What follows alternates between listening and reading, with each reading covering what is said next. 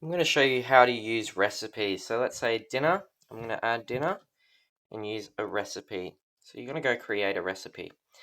Now, recipes are really good because they allow you to put in all the ingredients for a large batch that you're making, say, in bulk. Let's say you're doing your meal prep for the week, or maybe you're cooking dinner for the family and it serves lots of people, like might serve 10 people or 5 people. This is when you'd use a recipe. I'm going to make spaghetti. Spaghetti. There we go. I'm just going to type in whatever name I want to call it. And for the servings, I'm only going to put one. Even if it serves 10 people or 5 people, just put one serving. I'll explain later why. Go next, then you're going to add your ingredients. Remember, if it's got a barcode, you must scan the barcode. There we go. So that's my spaghetti here. Now I'm going to change it to 1 gram and I'm going to weigh it out. So remember, I'm going to weigh it raw, not cooked. So this is just a raw pasta here that I'm weighing out. Now I've weighed out 400 grams. There we go. And click tick. That's my first ingredient. Now I'm also going to use some tomatoes. Okay, so I'm going to search up tomatoes. There we go. Remember, we're looking for the green tick. Perfect. I'll go with this one. Has it got grams? Yes, I can use it.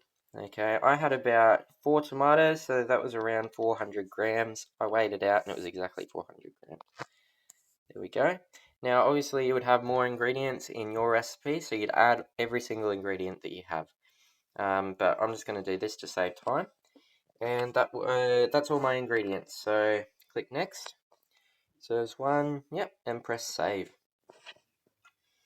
Now, this is the important part. This is how you figure out how many, like what your serving size is. So I'm going to press add to diary. But obviously, I'm not having the whole serve of spaghetti because I made it to cook the family, like to cook for the family. So I'm just going to add that real quick. There we go. So I made it to serve the whole family. So I'm not having the whole serving. What we do to figure out how many servings we have is first we've got to weigh the total batch. So weigh the total amount of pasta once you had finished cooking.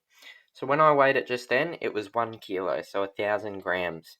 Then you serve up your own meal. So you serve up however much you want and weigh that amount. So I had 250 grams of the pasta mixture.